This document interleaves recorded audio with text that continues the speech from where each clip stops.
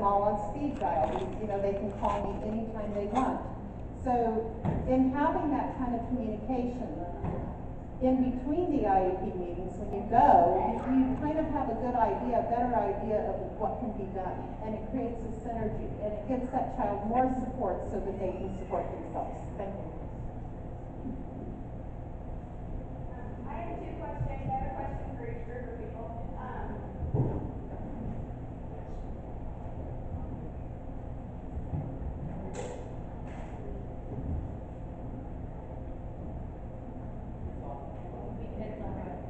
Sure.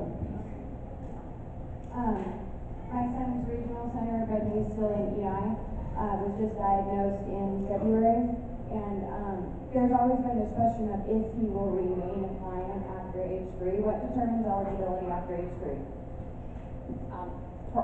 What it really is a difference in funding. Prior to age 3, in every state, there is a 0 to 3, birth to 3, it's called different things in different states, but it's a federally funded program. Once you turn age 3 in every state, things are different based on the law in that state. So here, the regional center does do the early intervention. If you lived in another state, then maybe the county would do it, or the Department of Health and Human Services would do it. And so at age 3, you're now going through an eligibility process for the state of California. We have a law here that no one else has, the Lanham Act. And so the Lanham Act said that if you're a person with autism, you're a person with an intellectual disability, you're a person with a untractable, so unfixable seizure condition. Any one of us could have a seizure condition, take a pill, we're good to go. Or you're a person with cerebral palsy. There's a 5th category, which kind of, you don't test poorly, but you look like you might need services similar to someone with an intellectual disability. If you fall into one of those 5 categories, then you're regional center eligible. So if you got a diagnosis of autism under age 3, chances are you're going to be a person with autism after age 3, right?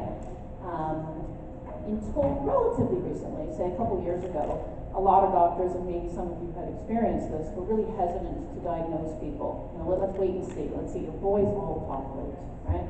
Or some silliness like that. So there are plenty of children under age 3 that don't have a qualifying diagnosis yet, and they get reevaluated at that point. Did that answer your question?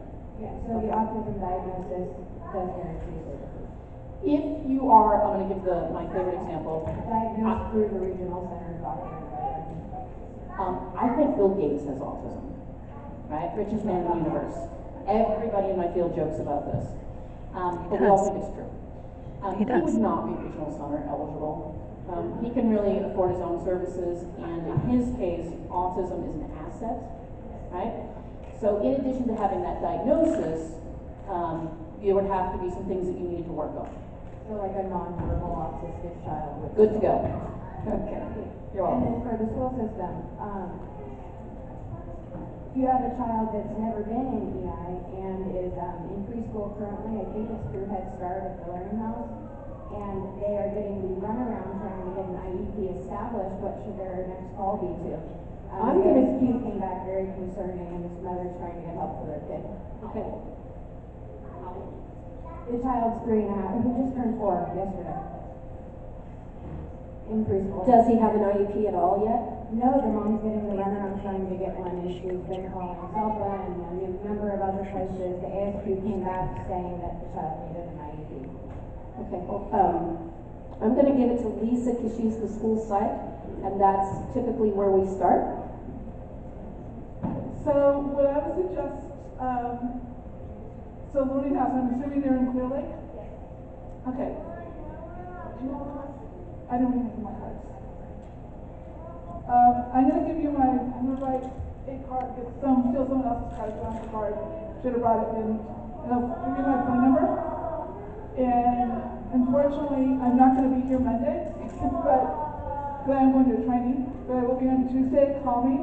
But in general, what you can do is call the district office of the school district, which here's Canocta Unified School District, and they will ask to talk to the special education office, and you will be placed 9 times out of 10. You'll have to take your number because the person you want to talk to won't actually be there, but they will call you back within a day, guaranteed, and we'll figure out what's going on. And I apologize that, you know, people have not gotten a response to that. So I would suggest that mother write a letter and put it in writing, with the date on the letter. There is a time frame within which services. Yeah, what is the time frame? So the time frame, if a parent puts in writing a request for assessment, there is a 15-day timeline in which the district has to respond and come up with an assessment plan. After the assessment plan is signed, the parents or the IEP team, the people that are going to be evaluating, have 60 days to complete that evaluation and then meet as a team to discuss the results of that assessment. Because we are near the end of the school year and we're having parents write the request, what happens because of summer break is the parent requests the assessment plan goes out, there's 30 days left of school. What has to happen then is the IEP or the assessment has to be completed within the first 30 days of the new school year. So if there's not enough time, depending upon who the school psych is and who the SPED people are involved in the assessment, they would then meet in the beginning of the school year and as a team assess the child and then hold the meeting. In response to that question and then also yours, I see a lot of you on your phone, so I guess you're kind of tech savvy crowd. If you're interested in things like that, like timelines and what the actual rules are, rightslaw.org, WRIGHTSLAW.org, it's in Spanish or English, I don't think it's in any other languages, has every special ed law question that any parent has ever asked on that website somewhere.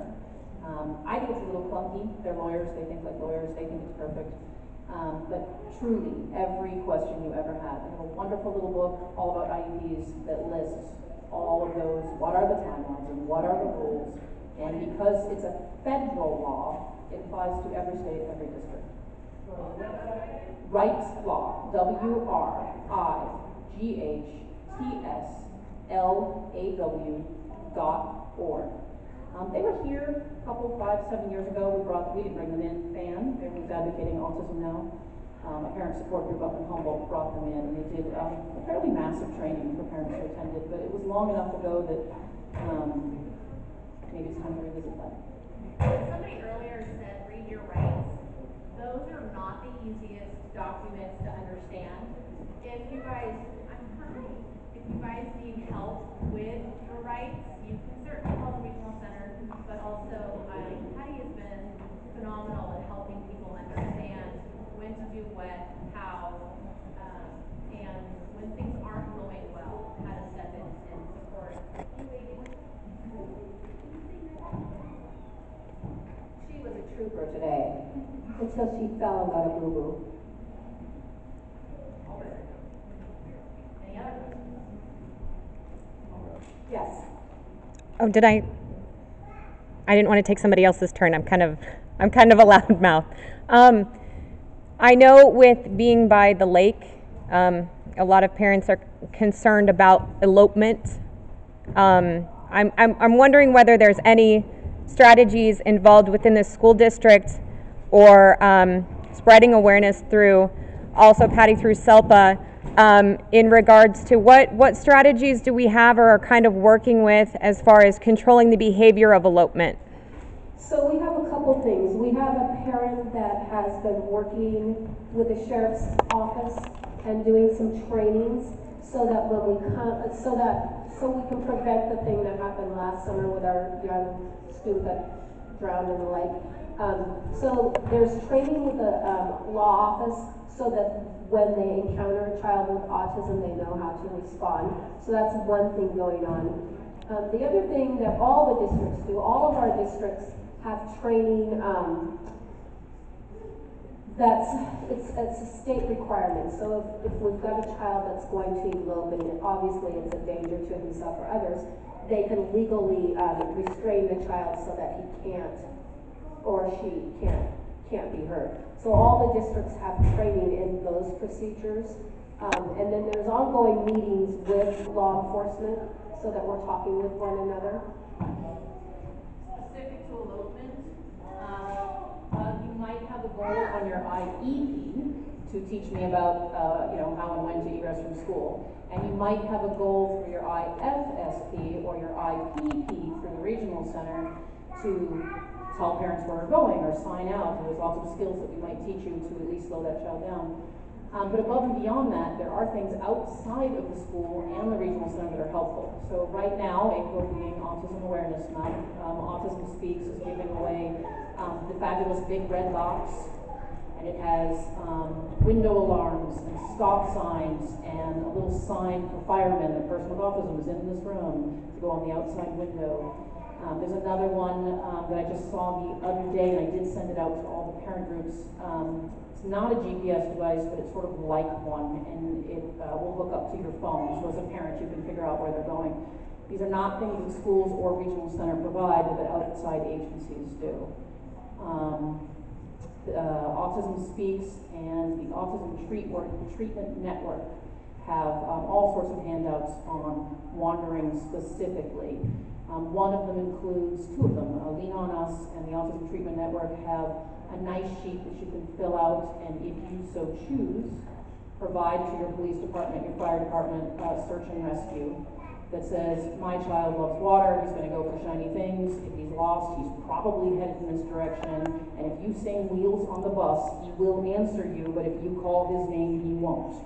Right? Like the kinds of things that you would want them to know. So if you want more information about those outside sources, I or the Regional Center might be able to point you in the right direction. Any other questions?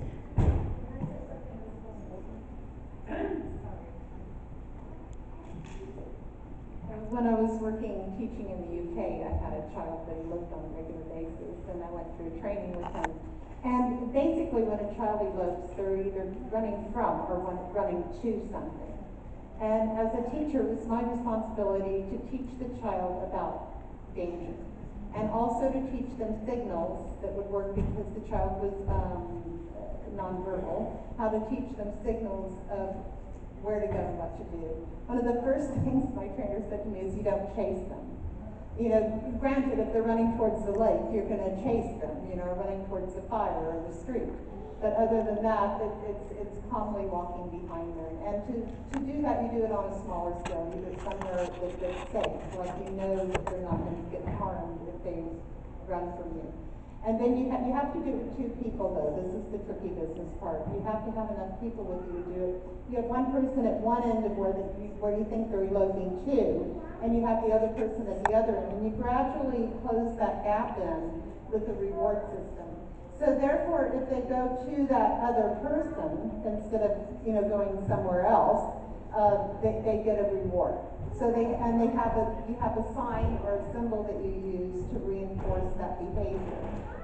Personally, I feel they all need to learn how to swim. I know that sounds really dreadful, but I mean it sounds like cold, but I believe and again, it was the Bill Gates thing. There was funding in the UK.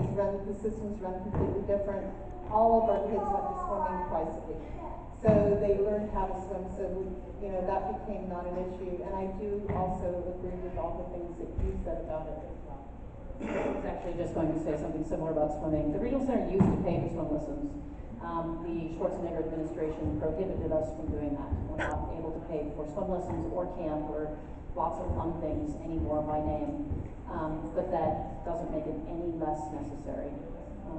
This organization in Humboldt started paying for it when the Regional Center was no longer able to. So I can't emphasize enough how each and every one of you as adults need to know how to swim. I think if you drive, you should know how to swim, but more so, all of your children must learn to be safe. Yeah, way back. Can I just add something really quickly? I am the parent of a 21-year-old with severe nonverbal autism. And I want to tell you, all you parents have kids that fall in all different areas of the spectrum. And for my son, learning how to swim saved his life twice. Because he does elope. And it is possible to teach someone who doesn't even understand language how to swim. Absolutely. And it takes dedication, and I can tell you that if my son didn't have that skill, I think that he would have drowned on both of those occasions. And I don't know if we're allowed to talk about out-of-county resources, but I can tell you they're at the YMCA in Santa Rosa. They have a special needs swim program with a very good instructor, and they have drop-in rates that are really reasonable. And if you only go for a handful of times with your kid and see how they teach your child how to swim, you can take those same methods at home or some other location and teach your child on your own, because that's ultimately how my son learned how to swim, was with his family. So I just wanted to say it is possible, whether you're high functioning or low functioning. Thank you for saying that. Thank you. Any other questions? Does Yes, anybody? I have a question. We're using a lot of acronyms here, but I think I've heard SOPA or SOPA. That's us. That's me and my boss, Jared DeLay. And what exactly is SOPA? SOPA is the Special Education Local Plan Agency. So we help support all the districts with any of the special ed programs throughout the county. And we're a really small staff. It's Sharon, myself, our secretary, and then we do have somebody that's employed for workability, that as the kids turn 16 and older, start working on what they want to do once they exit high school, and before they go into some kind of regional center program.